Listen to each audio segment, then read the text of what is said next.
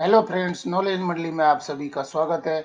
आपकी तैयारी को लगातार और अनवरत जारी रखते हुए जेम पर आधारित क्वेश्चन सीरीज माँ केसर देवी सीरीज 8 आज हम करने वाले हैं। और ये सभी क्वेश्चंस है आपके लिए बहुत ही इंपॉर्टेंट होने वाले हैं, जैसे कि principal, vice principal, AC, DC, OS, SO, ASO in KVS, NVS, EMRS and other departmental examinations. साथियों, नॉलेज मंडली ने आपके सिलेबस को चारों ओर से घेरने के लिए चक्रवाती प्लान बनाया हुआ है, जिसमें सर्विस रूल्स है, एकेडमिक पार्ट और पेपर का जनरल पार्ट भी करवाया जा रहा है। अगर आपने चक्रवाती प्लान के वीडियो नहीं देखे हैं तो जरूर देखिए और अपनी सफलता को एक नई दिशा दीजिए। जैम यानी कि गवर्नमेंट ई मार्केट प्लेस पर किस तरीके से खरीदारी की जाती है, उस पर आधारित क्वेश्चन सीरीज है माँ केसर देवी सीरीज। तो चलिए साथियों, शुरू करते हैं माँ केसर देवी सीरीज पार्ट 8 का पहला क्वेश्चन देख लेते हैं। 141, who has the right to disqualify sellers or service providers at the time of technical evaluation of bids? बोलियों के तकनीकी मूल्यांकन के समय विक्रेता और सेवा प्रदाताओं को अयोग्य घोषित करने का अधिकार किसे है?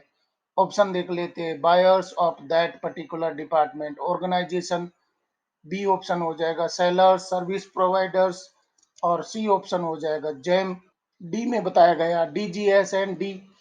तो वो कौन है जो तकनीकी मूल्यांकन के समय विक्रेता या सेवा प्रदाताओं को अयोग्य घोषित कर सकते हैं? इनमें से किसको अधिकार दिया गया है कि वो जब मूल्यांकन कर रहे हैं, टेक्निकल इवेल्युएशन कर रहे हैं बीड्स का, तो वहां पर विक्रेता या सर्विस प्रोवाइडर्स को अयोग्य घोषित कर सकते हैं? ये अधिकार किसको दिया गया है?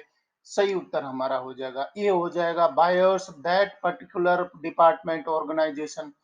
जिस डिपार्टमेंट ने बिड मांगे थे या जो पर्टिकुलर डिपार्टमेंट है उसके खरीदार है, वो सेलर्स को या सर्विस प्रोवाइडर्स को अयोग्य घोषित कर सकते हैं। कब कर सकते हैं? टेक्निकल इवेल्युएशन के समय कर सकते हैं। सही उत्तर हमारा हो जाएगा ए, हो जाएगा buyers of that particular department organization. Question देख लेते हैं 142, व्हाट इज जेम? जेम क्या है? बिल्कुल छोटा सा क्वेश्चन है, परंतु इस तरीके के क्वेश्चन है वो भी पूछ लिए जाते हैं। ऑप्शन देख लेते हैं। An online procurement portal, A tender publishing portal, C option हो जाएगा बोथ ए एंड बी और डी ऑप्शन हो जाएगा it is an end to end online procurement portal and not a tender publishing portal. तो GeM क्या है? GeM मतलब कि गवर्नमेंट ई मार्केट प्लेस, जो भी परचेजिंग होती है गवर्नमेंट के द्वारा या गवर्नमेंट डिपार्टमेंट के द्वारा, वो किसके द्वारा की जाएगी? जेम पोर्टल से की जाएगी। जेम क्या है उसके बारे में बताया गया है। बिल्कुल छोटा सा क्वेश्चन है, परंतु बच्चों क्वेश्चन भी पूछ लिए जाते हैं। यहाँ पर सही उत्तर हमारा हो जाएगा डी, हो जाएगा it is an end to end online procurement portal and not a tender publishing portal. यहाँ पर end to end online portal है, मतलब कि आप क्या है कि खरीदार है और सामने वाला सेलर है, उनके बीच में जो डीलिंग होती है, टेंडर होता है, प्रोक्योरमेंट प्रोसेस होता है, उसको आप क्या बोल रहे हैं? End to end procurement online portal बोल रहे हैं। ये सिर्फ टेंडर पब्लिशिंग पोर्टल नहीं है, वहां आप टेंडर दे करके और खरीद प्रोसेस कर रहे हैं, इसके लिए जेम नहीं बना है। ये end to end procurement portal बनाया गया है, ऑनलाइन प्रोक्योरमेंट पोर्टल बनाया गया है, जिसे आप सेलर से डायरेक्ट कांटेक्ट करके, डायरेक्ट परचेजिंग करके या सेलर को आप छांट सकते हैं, या उस प्रकार के ऑनलाइन पोर्टल से आप जो सूटेबल है, जो स्पेसिफिकेशन में फिट बैठता है, वो आइटम आप खरीद सकते हैं। सही उत्तर यहाँ पर हो जाएगा डी, हो जाएगा it is an end to end online procurement portal and not a tender publishing portal. Move to question number 143, what is already available with GEM on the portal which it can use to prepare the comprehensive bidding document? Portal पर GeM के पास पहले से क्या उपलब्ध है जिसका उपयोग वह व्यापक बोली दस्तावेज तैयार करने के लिए कर सकता है? Detailed GTC, product service specific STC, a rich ATC library in built in the portal और डी ऑप्शन हो जाएगा ऑल दी अबव। तो पोर्टल पर जेम के पास पहले से क्या उपलब्ध है जिसके आधार पर व्यापक बोली दस्तावेज तैयार किए जा सकते हैं? सही उत्तर यहाँ पर हो जाएगा डी, हो जाएगा ऑल दी अबव। ये सभी है डिटेल्ड। जीटीसी उसके पास में पोर्टल पर है, प्रोडक्ट सर्विस स्पेसिफिक एसटीसी उसने बनाई हुई है, ए रिच एटीसी लाइब्रेरी इनबिल्ट है पोर्टल पर। तो जीटीसी, एसटीसी और एटीसी सभी चीजें पोर्टल पर अवेलेबल हैं जेम पर, जो काम ली जा सकती है। किसके लिए? व्यापक बोली दस्तावेज तैयार करने के लिए काम ली जा सकती है। व्यापक बोली दस्तावेज है यानी कि कॉम्प्रिहेंसिव बिडिंग डॉक्यूमेंट है, वो तैयार करने के लिए काम लिए जा सकते हैं। साथियों, वीडियो को देखते रहिए। जीटीसी और एसटीसी, एटीसी, इनके फुल फॉर्म भी मैं आपको बताने वाला हूं। यहां पर सही उत्तर हो जाएगा ऑल दिए। वो क्वेश्चन देख लेते हैं 144। The complete terms and conditions for preparation of the comprehensive bid document are available on the GEM portal. If absolutely necessary, how can the inclusion of additional conditions be done through corrigendum? व्यापक बोली दस्तावेज तैयार करने के लिए संपूर्ण नियम और शर्तें जेम पोर्टल पर उपलब्ध हैं। यदि अति आवश्यक हो तो शुद्धि पत्र के माध्यम से अतिरिक्त शर्तों का समावेश कैसे किया जा सकता है? क्वेश्चन में बताया गया है व्यापक बोली दस्तावेज तैयार करने के लिए संपूर्ण नियम और शर्तें जेम पोर्टल पर अवेलेबल है। इससे पहले वाले क्वेश्चन में हमने देखा जीटीसी, एटीसी, एसटीसी सभी चीजें हैं पोर्टल पर अवेलेबल है, जो क्या काम आती हैं? व्यापक बोली दस्तावेज तैयार करने में काम आती हैं। यदि अति आवश्यक हो तो शुद्धि पत्र के माध्यम से अतिरिक्त शर्तों का समावेश कैसे किया जा सकता है? मतलब कि सभी शर्तें हैं वो अवेलेबल हैं। जब जरूरी हो जाता है, अत्यावश्यक हो जाता है तो शुद्धि पत्र के माध्यम से यानी कि कोरिजेंडम के माध्यम से अतिरिक्त शर्तों का समावेश कैसे कर सकते हैं? ऑप्शन हमारे हो जाएंगे general terms and conditions, request management system, special terms and conditions, purchase management system. तो कैसे अतिरिक्त शर्तों को शुद्धि पत्र के माध्यम से कोरिजेंडम के माध्यम से जोड़ सकते हैं? सही उत्तर हमारा हो जाएगा बी हो जाएगा। रिक्वेस्ट मैनेजमेंट सिस्टम होगा। रिक्वेस्ट मैनेजमेंट सिस्टम का मतलब है कि आरएमएस होगा। आरएमएस के माध्यम से आप अति आवश्यक हो तो शुद्धि पत्र के माध्यम से नई शर्तों का समावेश कर सकते हैं। सही उत्तर हमारा हो जाएगा request management system. Move to question number 145।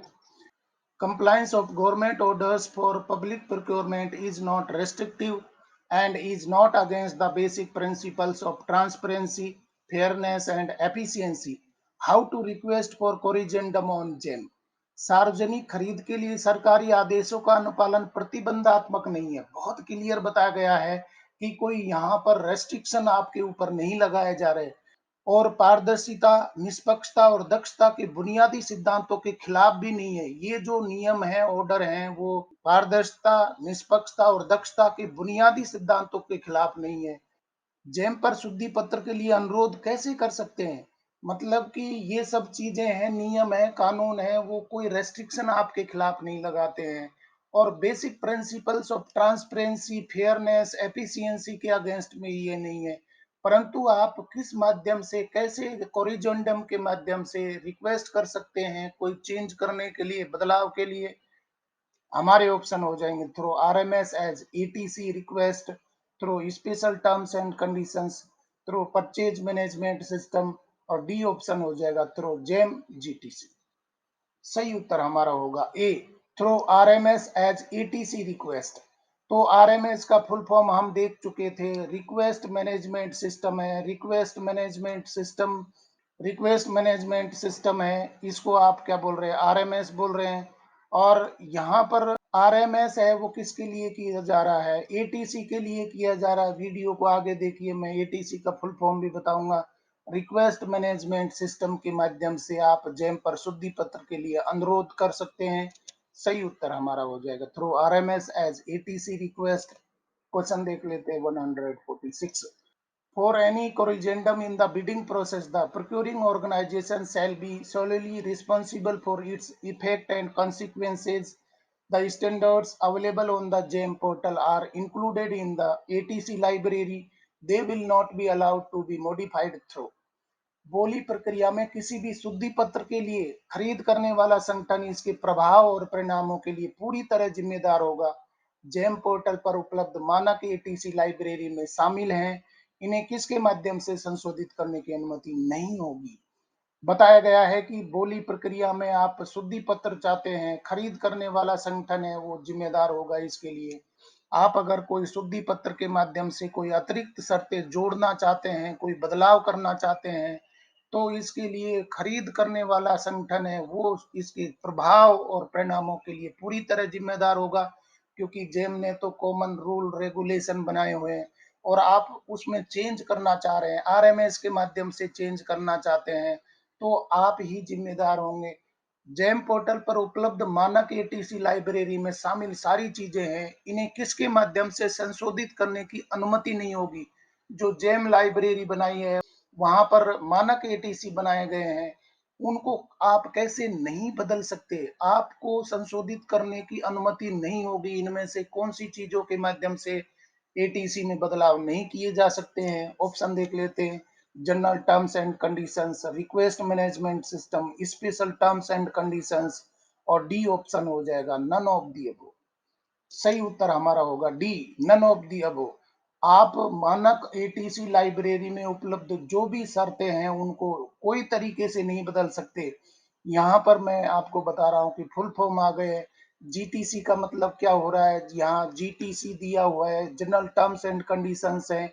साथ में आरएमएस का फुल फॉर्म आपको पता लग गया, आरएमएस का फुल फॉर्म भी पूछ लिया जाता है, रिक्वेस्ट मैनेजमेंट सिस्टम। और स्पेशल टर्म्स एंड कंडीशंस तो एसटीसी भी बता दिया गया है। एसटीसी क्या है, जनरल टर्म्स एंड कंडीशंस को आप नहीं बदल सकते हैं। रिक्वेस्ट मैनेजमेंट यहाँ पर आ गया है, स्पेशल टर्म्स एंड कंडीशंस है, एसटीसी है, उनमें उनके माध्यम से भी नहीं बदल सकते। तो कोई भी तरीके से इन सभी के माध्यम से आप जो उपलब्ध मानक एटीसी लाइब्रेरी में शर्तें हैं उनको आप संशोधित नहीं कर सकते। सही उत्तर यहाँ पर क्या हो जाएगा, डी हो जाएगा, नन ऑफ दी अबव। इनमें से कोई भी तरीके से आप एटीसी में बदलाव नहीं कर सकते। नया सवाल देख लेते हैं 147। What should a bidder do if the bid requires a BIS license in case of eligibility determination? यदि पात्रता निर्धारण के मामले में बोली के लिए बीआईएस लाइसेंस की आवश्यकता होती है, तो बोली लगाने वाले को क्या करना चाहिए। Valid registration on CPPP portal, valid registration on GeM portal, upload valid and active BIS licence, और डी ऑप्शन हो जाएगा सबमिट बीआईएस लाइसेंस। अगर एलिजिबिलिटी निर्धारित करने के लिए बीआईएस लाइसेंस की जरूरत है तो आपको क्या करना होगा। सही उत्तर हो जाएगा सी हो जाएगा, upload valid and active BIS licence. आपकी एलिजिबिलिटी है वो बीआईएस के आधार पर निर्धारित की जाएगी, तो आपको वैलिड और एक्टिव बीआईएस लाइसेंस है वो पोर्टल पर अपलोड करना होगा।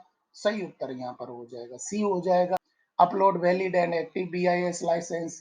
क्वेश्चन देख लेते हैं 148। The BIS license submitted should bear the name of the bidder oblique OEM or the name of the manufacturer who has been outsourced to manufacture the product. What is required in BIS license? जमा किए गए BIS licence पर बोली लगाने वाले या OEM का नाम या उस निर्माता का नाम होना चाहिए जिसे उत्पाद के निर्माण के लिए आउटसोर्स किया गया है। BIS लाइसेंस में क्या आवश्यक है।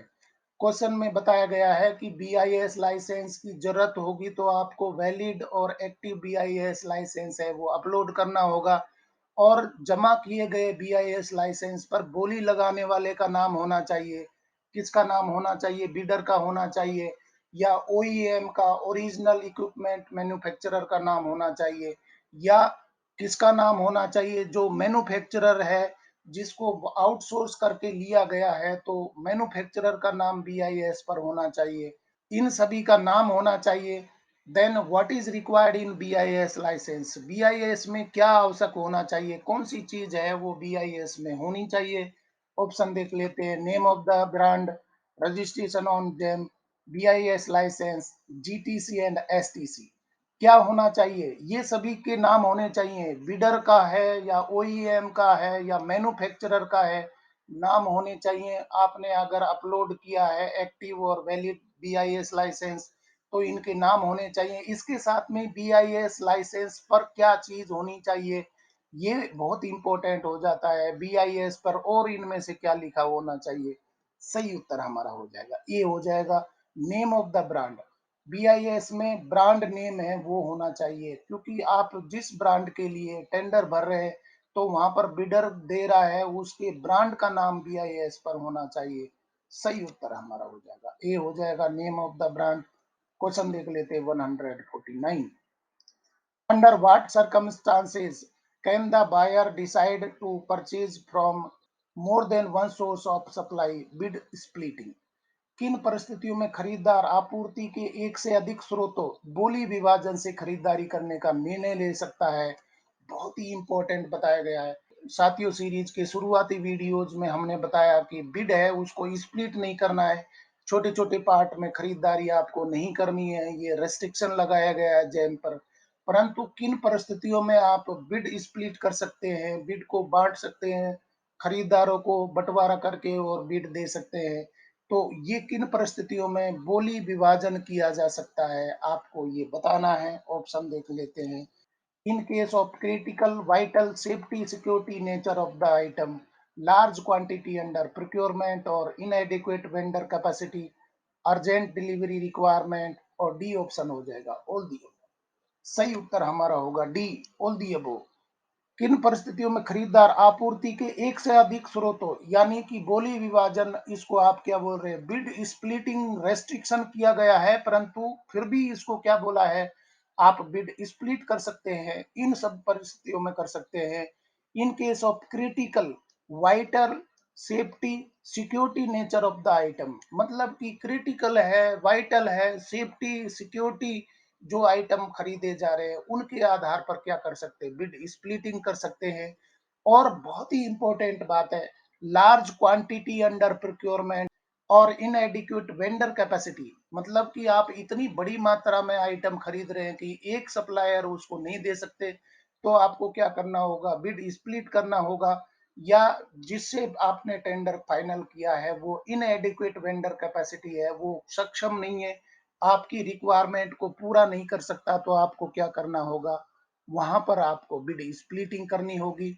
और तीसरी कंडीशन में अर्जेंट डिलीवरी रिक्वायरमेंट, मान लीजिए एक सप्लायर है, सारे आइटम या जो रिक्वायरमेंट आपको है नहीं दे सकते, तो क्या करना होगा, कई सारे सप्लायर को आप बिड स्प्लिट करके और माल खरीद सकते हैं। तो इन सभी कंडीशंस में आप बिड स्प्लिटिंग कर सकते हैं। बाकी ये कंडीशंस में टर्म्स में दिया गया है कि आप टेंडर को छोटे छोटे पार्ट में स्प्लिट नहीं कर सकते, परंतु इन सभी परिस्थितियों में कर सकते हैं। सही उत्तर हमारा हो जाएगा डी, हो जाएगा all the above. Move to question number 150। In cases where the buyer opts for bid splitting, what needs to be done while creating the bid on GEM?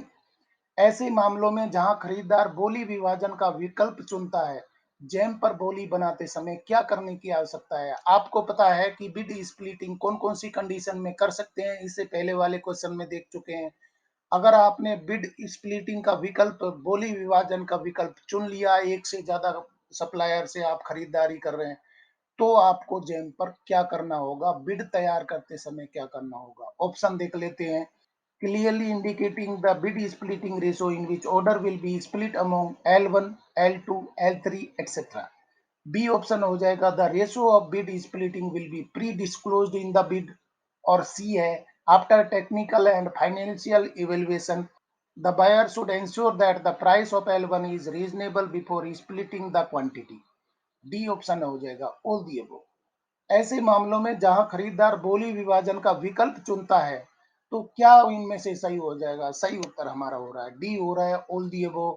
Clearly indicating the bid splitting ratio, आपको बताना होगा कि एक से अधिक supplier को आप bid split करके और टेंडर दे रहे हैं, टेंडर अलॉट कर रहे हैं, तो बताना होगा, रेशो बताना होगा कि किससे कितनी मात्रा आपको खरीदनी है, रेशो बताना होगा, L1 से कितनी लेनी है, L2 से कितनी लेनी है, L3 से कितनी लेनी है, या उससे आगे भी अगर आपको स्प्लिट करना है तो रेशो आपको बताना होगा, पहले से ही रेशो निर्धारित करना होगा।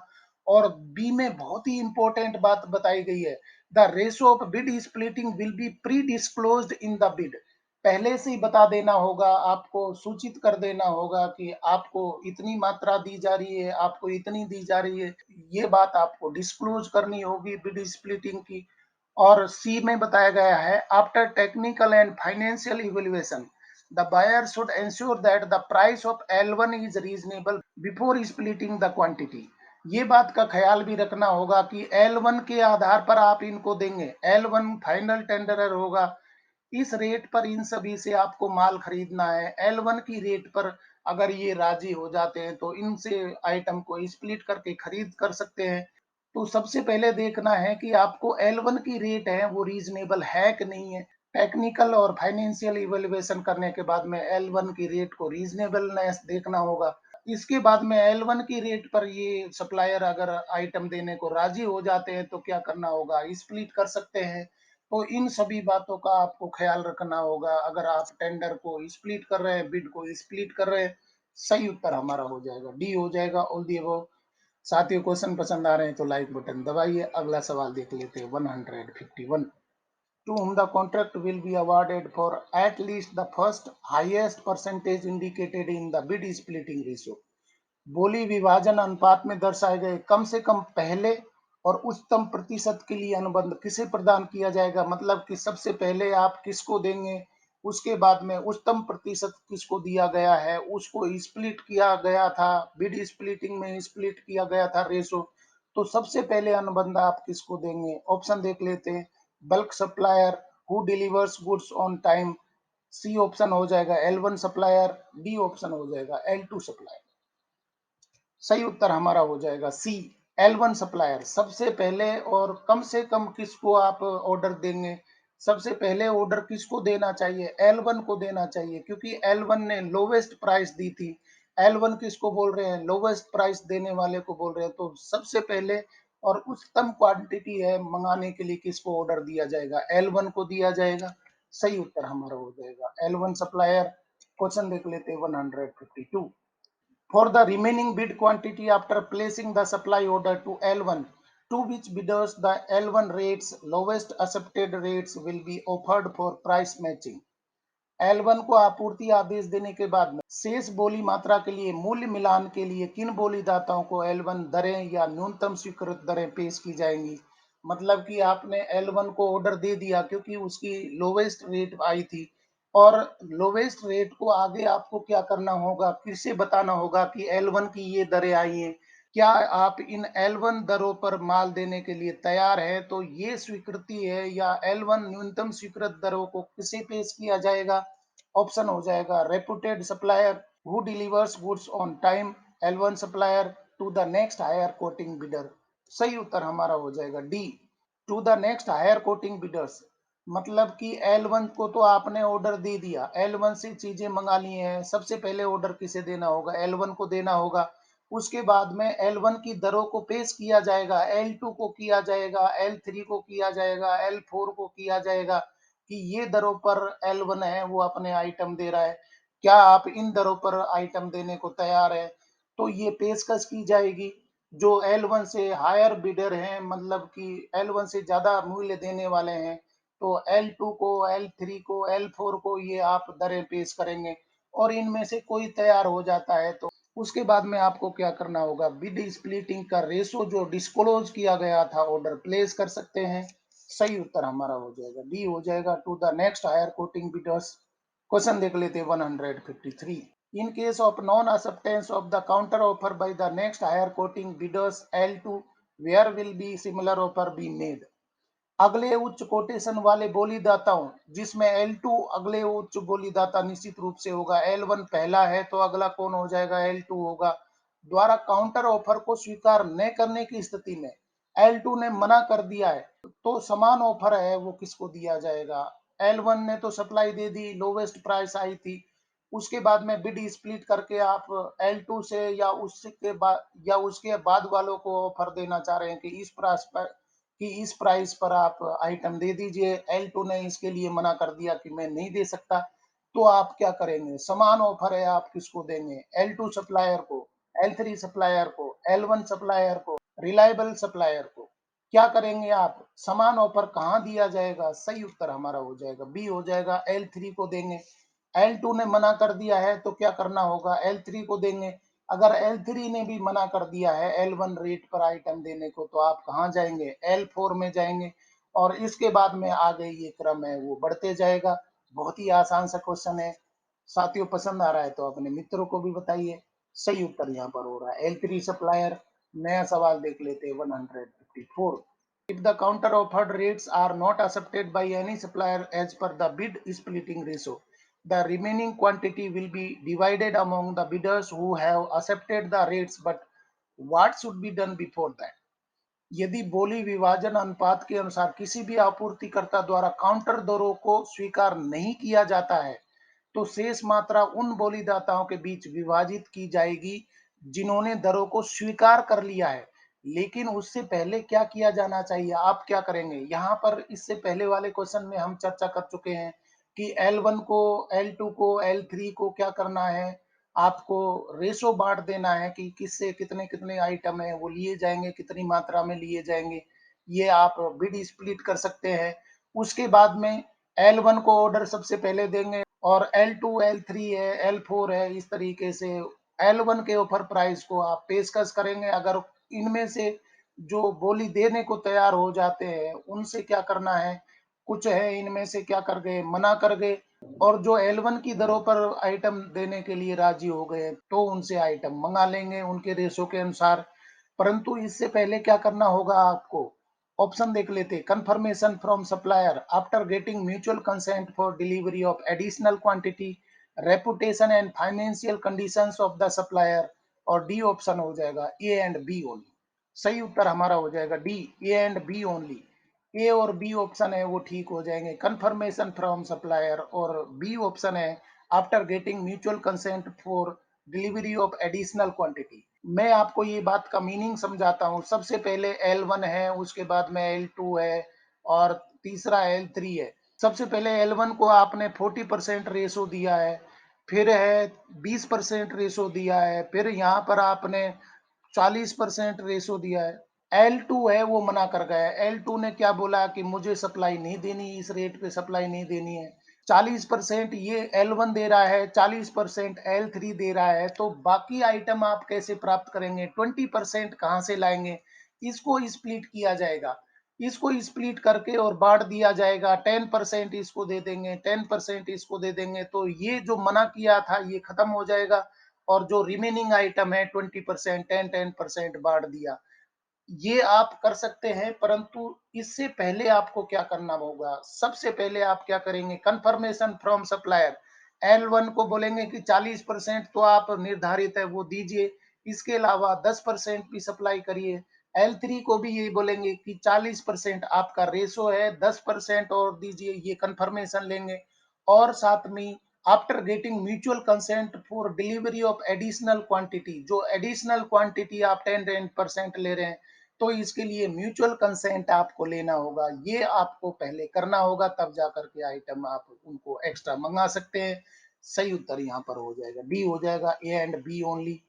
नया सवाल देख लेते हैं 155। Which documents will be considered as part of the contract prepared through GeM? GeM पर कॉन्ट्रैक्ट देते समय कुछ डॉक्यूमेंट्स हैं वो मांगे जाते हैं, तो आपको कौन कौन से डॉक्यूमेंट्स हैं कॉन्ट्रैक्ट बनाने के लिए तैयार करने होंगे, मांगने होंगे? सबसे पहला है scope of supply including price as enumerated in the contract document. Second, general terms and condition GTC. Third हो जाएगा product service specific special terms and conditions STC. Fourth condition है product track domain specific STC of particular service including its SLA service level agreement. और fifth है bid RA specific additional terms and condition ATC. किन दस्तावेजों को GeM के माध्यम से तैयार किए गए अनुबंध का हिस्सा माना जाएगा, इनमें से कौन कौन से हो सकते हैं? ऑप्शन हमारे हो जाएंगे first, second, third and fifth only, second, third, fourth and fifth only, first, second, fourth and fifth only, और डी ऑप्शन हो जाएगा first, second, third, fourth and fifth only. सही उत्तर क्या होगा, डी हो जाएगा। सभी डॉक्यूमेंट्स हैं वो बिड प्रिपेयर करते समय आपको चाहिए होंगे। सबसे पहला क्या है, scope of supply including price as enumerated in the contract documents, ये होना चाहिए। साथ में ही सेकंड है जनरल टर्म्स एंड कंडीशंस है, ये डॉक्यूमेंट में होने चाहिए, जनरल टर्म्स और कंडीशन है जीटीसी होनी चाहिए। Product service specific special terms and conditions STC है वो होनी चाहिए।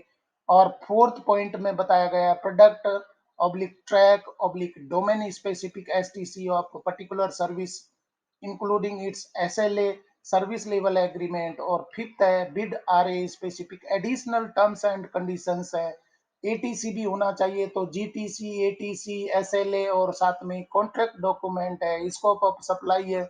ये सारे डॉक्यूमेंट्स अगर आप जेम के माध्यम से बिड तैयार कर रहे हैं तो आपको चाहिए होंगे। सही उत्तर हमारा हो जाएगा बी हो जाएगा, ऑल दी अबव। साथियों, जेम पर आधारित क्वेश्चन हैं, पुरानी परीक्षाओं में भर भर के पूछे गए थे और आगामी परीक्षाओं में भी पूछे जाएंगे, जैसे कि DCAC principal, vice principal, SO, ASO, OS, UDC, PGT, EMRS, NVS, KVS, SSC, UPSC and other departmental examinations.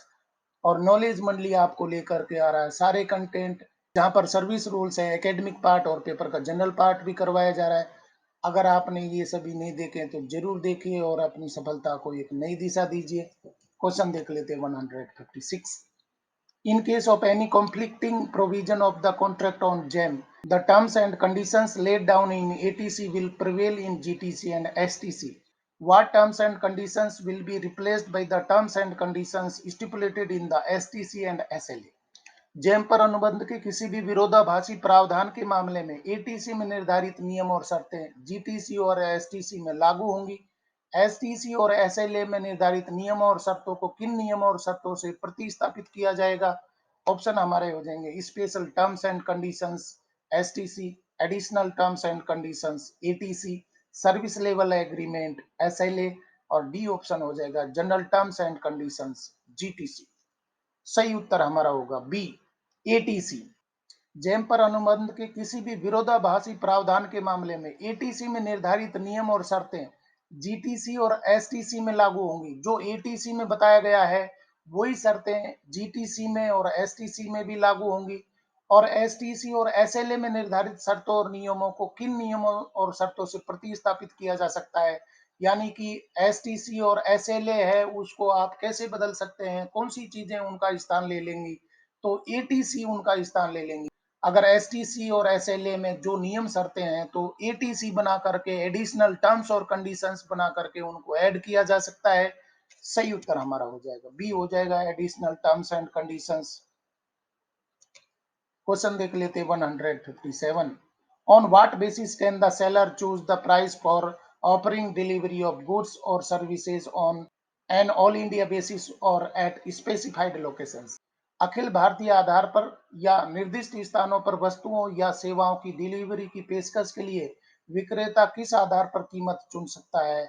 यहाँ पर बताया गया है कि आपको डिलीवरी अखिल भारतीय आधार पर या कोई स्पेसिफाइड स्थान पर डिलीवरी देनी है, सर्विस देनी है, तो कीमत किस आधार पर आप चुन सकते हैं? Uniform all inclusive unit price as per the place of delivery, as per sellers profit, और डी ऑप्शन हो जाएगा according to the demand of goods.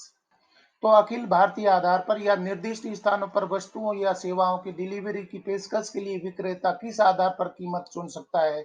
सही उत्तर हमारा हो जाएगा ए हो जाएगा uniform all inclusive unit price. मतलब यूनिफॉर्म चुन सकता है, ये यूनिफॉर्म रेट है वो दे सकता है, इंक्लूसिव यूनिट प्राइस को इंक्लूसिव करके यूनिफॉर्म रेट वो दे सकता है। सही उत्तर हमारा हो जाएगा ए हो जाएगा। क्वेश्चन देख लेते हैं 158। What shall not be paid to the seller for the contract of supply of goods? माल की आपूर्ति के अनुबंध के लिए विक्रेता को क्या भुगतान नहीं किया जाएगा? No additional charges such as local levies, transportation, loading, unloading charges etcetera shall be payable over and above the contract price. B option हो जाएगा unit price inclusive of GST with delivery charges including transportation, loading, unloading and local levies payable extra, और C option होगा A only, B option हो जाएगा both A and B. सही उत्तर हमारा हो जाएगा सी, ए ओनली।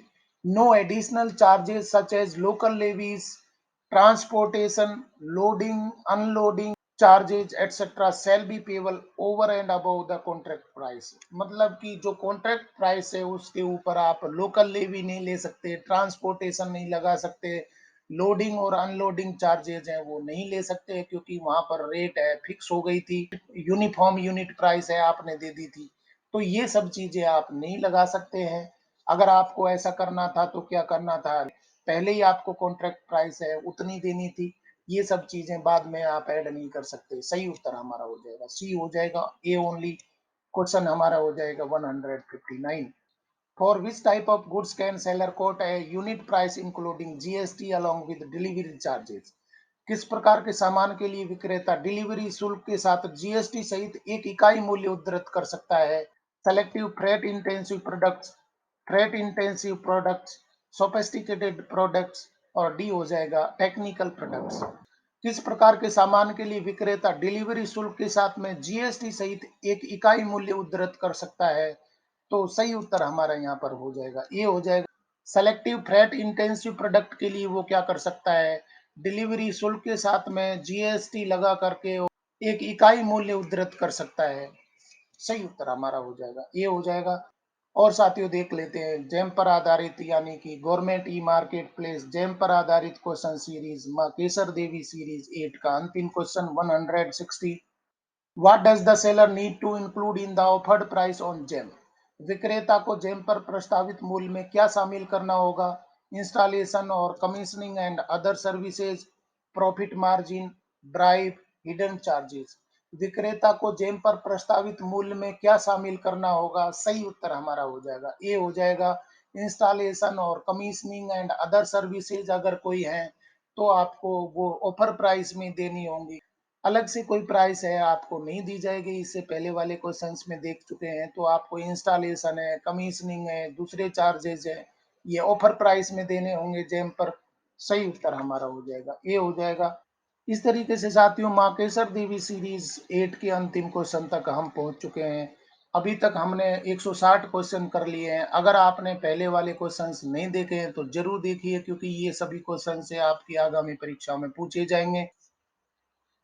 साथियों अगर आप एस्पिरेंट हैं, principal, vice principal, PGT, TGT, PRT, AC, DC, librarian, OS, SO, ASO and other departmental examinations, तो नॉलेज मंडली आपको संपूर्ण सिलेबस लेके आ रहा है।